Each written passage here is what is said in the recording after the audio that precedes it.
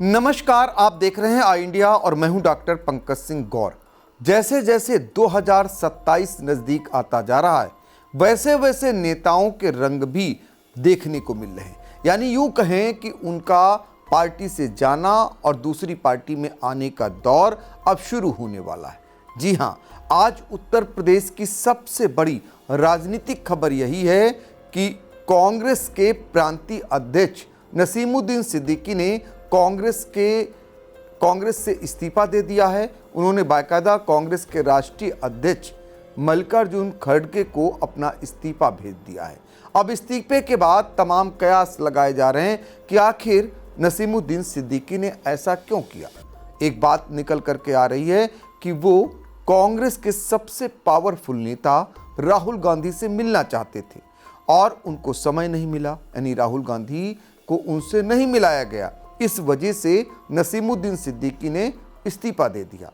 दूसरी बात यह आ रही है कि कांग्रेस में जिस तरीके से इमरान मसूद का कद बढ़ता जा रहा है, यानी सांसद इमरान मसूद कांग्रेस के पावरफुल नेताओं, वो चाहें राहुल गांधी हों या फिर प्रियंका गांधी, उनके बेहद करीबी होते जा रहे हैं। ये बात कहीं न कहीं नसीमुद्दीन सिद्दीकी को चुभने लगी। चूँकि नसीमुद्दीन सिद्दीकी भी पश्चिमी उत्तर प्रदेश से आते हैं और सभी जानते हैं कि नसीमुद्दीन सिद्दीकी का कद कभी क्या हुआ करता था। बसपा में सभी प्रमुख जो मंत्री वाले पद थे वो नसीमुद्दीन सिद्दीकी के पास ही थे और खुद बसपा सुप्रीमो मायावती उन्हें मिनी सीएम कहा करती थी। ये कद था बसपा में नसीमुद्दीन सिद्दीकी का। और वैसे भी सरकार किसी की हो, लोक निर्माण विभाग का जो मंत्री होता है वो ये माना जाता है कि सरकार यानी मुख्यमंत्री के बाद का अगर कोई पद माना जाता है तो वो लोक निर्माण विभाग का पद माना जाता है। वो जैसे कि आप समाजवादी पार्टी में जाएंगे तो शिवपाल सिंह यादव लोक निर्माण मंत्री हुआ करते थे, नंबर 2 के जो मंत्री माने जाते थे।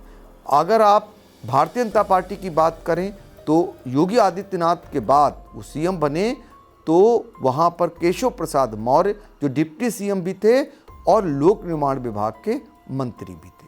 इसके बाद मोदी और शाह के बेहद करीबी हो चुके जितिन प्रसाद को भी यहाँ पर यूपी में लोक निर्माण विभाग का मंत्री बनाया गया।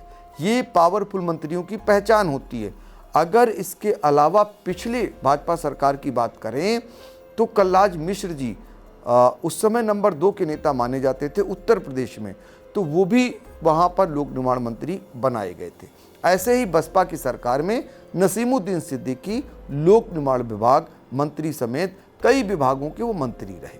तो ये तो हो गई उनके मिनी सीएम की बात जो बसपा में उनका कद था। लेकिन जब वो बसपा से निकाले गए, बसपा से उन्हें 2017 में बसपा सुप्रीमो मायावती ने उनको, उनके बेटे को निकाल दिया और इसके बाद 2018 में नसीमुद्दीन सिद्दीकी कांग्रेस में शामिल हो गए और उनकी पत्नी भी शामिल हो गई। धीरे धीरे कांग्रेस में वो काम कर रहे थे, सब देख रहे थे और लोकसभा के चुनाव में कांग्रेस को सीटें जरूर 6 मिली, लेकिन हकीकत में अभी भी ज़मीनी स्तर पर कांग्रेस का वो जो वोट बैंक है वो नहीं है। 6 सीटें पाने के पीछे ये माना गया कि सपा का जो गठबंधन था, जो वोट बैंक था, सरकार से जो नाराज़गी थी, वो सीधे तौर पर कांग्रेस और समाजवादी पार्टी के गठबंधन को मिली और जिसकी वजह से 6 सीटें कांग्रेस के खाते में चली गई। तो अब धीरे धीरे विधानसभा के चुनाव आ रहे हैं। नसीमुद्दीन सिद्दीकी को लग रहा होगा कि उनका इसमें कोई वजूद नहीं, लेकिन ये राजनीति है। क्या हकीकत है इसके पीछे, कोई और तो नहीं कहानी है, ये भी कयास लगाए जा रहे हैं। बहरहाल कारण कुछ भी हो, 4 दिन बाद नसीमुद्दीन सिद्दीकी शायद इस मामले का राजफांस करेंगे, मीडिया से मिलेंगे। अभी वो रणनीति बना रहे हैं, ये बातें निकल करके आई हैं। अब ज़रा आपको बता देते हैं कि नसीमुद्दीन सिद्दीकी का अगला कदम क्या होगा, ये सब जानना चाह रहे हैं। चूँकि अब ये तो वायरल हो चुका है मामला, नसीमुद्दीन सिद्दीकी कहाँ जा सकते हैं, क्या उनकी वापसी फिर से एक बार बहुजन समाज पार्टी में हो सकती? चूँकि सभी जानते हैं कि बहुजन समाज पार्टी की स्थिति उत्तर प्रदेश में क्या हो गई है और बसपा सुप्रीमो बहन मायावती लगातार सत्ता में वापसी के लिए प्रयास करती हुई नजर आ रही। उनके भतीजे आकाश आनंद को कमान सौंप दी गई है। तो मुस्लिम चेहरे के रूप में कोई बड़ा चेहरा उनके पास नहीं है। तो ये कहना कि नसीमुद्दीन सिद्दीकी को जब निकाला गया तो उन्होंने तमाम आरोप बसपा सुप्रीमो पर लगाए, तमाम वायरल ऑडियो उन्होंने किए, लेकिन ये कोई मायने नहीं रखता, क्योंकि स्टेट गेस्ट हाउस कांड के बाद अगर बसपा सुप्रीमो बहन मायावती समाजवादी पार्टी से गठबंधन कर सकती हैं तो राजनीति में कुछ भी असंभव नहीं है, ये कहा जा सकता है। और वैसे भी नहीं, जब ज़रूरत होती है तो भारतीय जनता पार्टी को तो महबूबा मुफ्ती से संबंध गठबंधन कर लेती है। आप सोचिए, उनके पार्टी के लोग, वो लोग पानी पी पी कर किसे गरियाते हैं? मुसलमानों को। और फिर महबूबा मुफ्ती से दूसरी तरफ गठबंधन भी कर लेते हैं। और जब ज़रूरत समाप्त हो जाती है तो फिर वही एक दूसरे पर आरोप प्रत्यारोप का दौर शुरू हो जाता है, जैसा कि इस समय समाजवादी पार्टी और बहुजन समाज पार्टी के बीच फिर से एक बार देखने को मिल रहा है। अब एक सवाल ये उठ रहा है, क्या नसीमुद्दीन सिद्दीकी फिर से बसपा में जा सकते हैं? दूसरा सवाल ये उठ रहा है कि कहीं ऐसा तो नहीं भारतीय जनता पार्टी का कोई दबाव नसीमुद्दीन सिद्दीकी पर हो कि वो अगर कांग्रेस से छिटकते हैं तो कांग्रेस के पास जो वोट बैंक बढ़ रहा है वो बंटवारा हो, तो इसलिए नसीमुद्दीन सिद्दीकी कहीं असपा यानी आज़ाद समाज पार्टी के साथ तो नहीं जा सकते, यानी चंद्रशेखर आज़ाद रावण के साथ तो नहीं जा सकते हैं। चंद्रशेखर आज़ाद रावण की भी पार्टी धीरे धीरे प्रगति करती हुई दिखाई दे रही। उत्तर प्रदेश में खुद वो सांसद हैं और उनका वोट बैंक बढ़ रहा है। तो ऐसे में अगर उनको कोई बड़ा मुस्लिम चेहरा उनके साथ आता है तो निश्चित तौर पर मुसलमानों का ध्रुवीकरण होगा, बटेगा, तो सपा से छिटकेगा, कांग्रेस से छिटकेगा। इसका फ़ायदा भारतीय जनता पार्टी को होगा। और बाहर ये कहा भी जाता है कि असपा के जो प्रमुख हैं चंद्रशेखर उर्फ रावण, उनको कहीं ना कहीं भारतीय जनता पार्टी का उन्हें सपोर्ट है, उनकी सुरक्षा से लेकर तमाम बातें उठती रहती हैं। तो कुल मिलाकर नसीमुद्दीन सिद्दीकी का भविष्य क्या होगा, आगे किस पार्टी में जाएंगे, अब इस पर सबकी निगाहें फिलहाल टिक गई हैं। और इस पर हमारी भी निगाह टिकी हुई है कि आखिर कब तक वो अपने पत्ते खोलते हैं। अब ज़रा उनके बारे में जान लें, नसीमुद्दीन सिद्दीकी के बारे में, उनके सियासी सफ़र के बारे में भी जान लें। तो राजनीतिक पृष्ठभूमि नहीं थी उनकी कोई, लेकिन बड़े भाई जमीरुद्दीन सिद्दीकी काशीराम जी के बेहद करीबी थे। यहीं से नसीमुद्दीन सिद्दीकी का बसपा से जुड़ाव होता है। 1990 के आसपास वो बसपा से जुड़ते हैं और फिर पालिका चुनाव में उनकी राजनीति में एंट्री होती है। पहला वो चुनाव लड़ते हैं चेयरमैनी का और वो यहाँ पर जीतते हैं। 1991 में वो बांदा सदर सीट थी, जहाँ से नसीमुद्दीन सिद्दीकी विधायक बनकर अपना सियासी कदम आगे की ओर ले जाते हैं।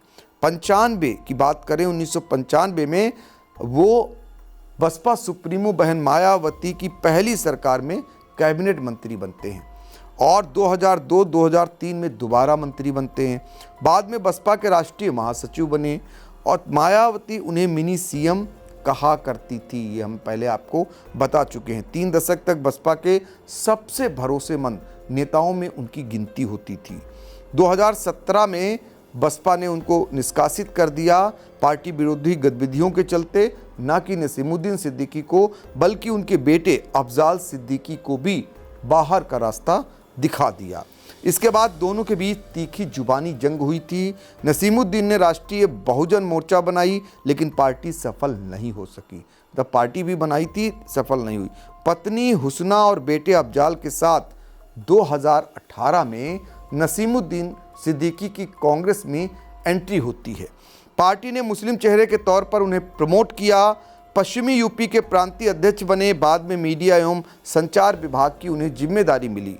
2002 में एमएलसी पद से अयोग्य घोषित होने के बाद सियासी असर उनका कमज़ोर हुआ और फिर 2026 जो अब बातचीत कर रहे हैं, कांग्रेस से उनकी विदाई हो गई, यानी खुद उन्होंने इस्तीफा दे दिया।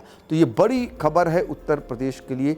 राजनीतिक क्षेत्र में अब हर कोई कयास लगा रहा है कि नसीमुद्दीन सिद्दीकी के लिए कौन सी पार्टी के रास्ते खुले होंगे। बसपा के रास्ते खुले होंगे, असपा के रास्ते खुले होंगे या समाजवादी पार्टी के रास्ते खुले होंगे, ये फिलहाल समय बताएगा।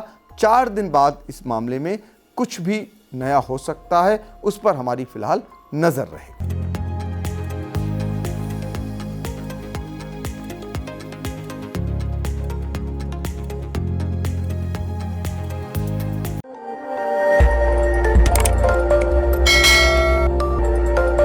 खबर आपकी, नजर हमारी। देखते रहिए आई इंडिया।